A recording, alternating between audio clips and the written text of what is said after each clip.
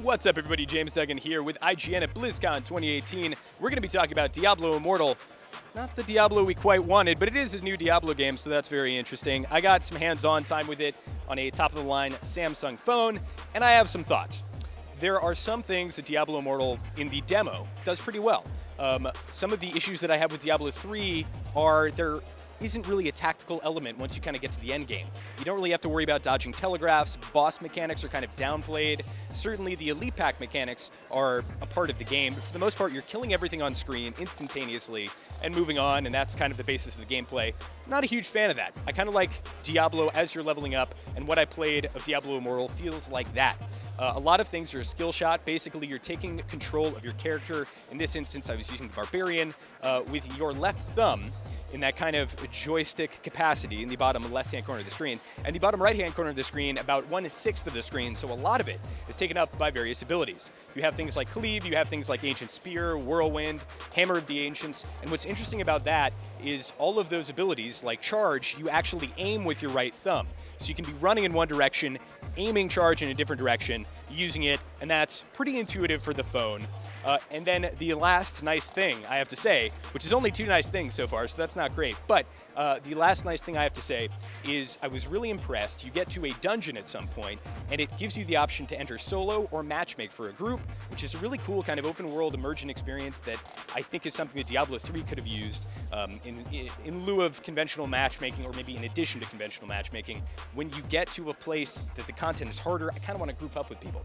At the end of the dungeon, there's a very cool boss called Pyrrhus the Decimator, and this is a boss that has multiple stages as well as telegraphs, and those are things that I really like, kind of the mechanically intricate encounters of World of Warcraft put into the Diablo universe, because I feel like a lot of the Diablo bosses, with the exception of maybe the Butcher as well as Malthael, are a little bit mechanically simplistic, so it's interesting to see things like telegraphs, things like different phases and mechanics in the game. That's it for the positive stuff. Granted, this was only a demo. A lot of the features were kind of locked, one being the inventory, another being custom skills. So I was able to pick up loot and equip it and increase my attack and defense, but I wasn't really able to dig into what various things were doing.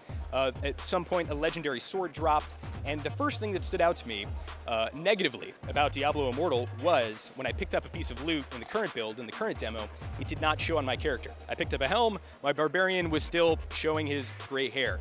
I picked up a sword, I was still using 2 axes.